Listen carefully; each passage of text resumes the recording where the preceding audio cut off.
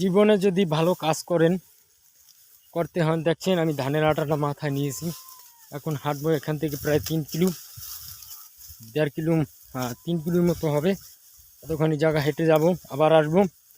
সব টানা শেষ, বাড়িতে নিয়ে গেছি, আল্লাহ রহমত করছে আপনাদের দোয়ায়। আর জীবনে যে কথাটা বলতে চাই, জীবনে যদি যে কোনো কাজ করেন, সাকসেস হন, খুব ভালো লাগে, আনন্দ লাগে, মনটা ফ্রেশ লাগে।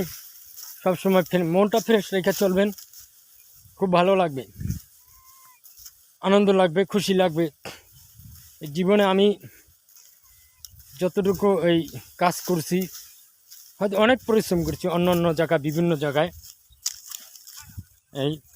এটা হলো ফল, সব হলো গমের মতো। গম দেখতে মানে পরানটা জুড়ে যায়, যেগুলা কষ্ট যে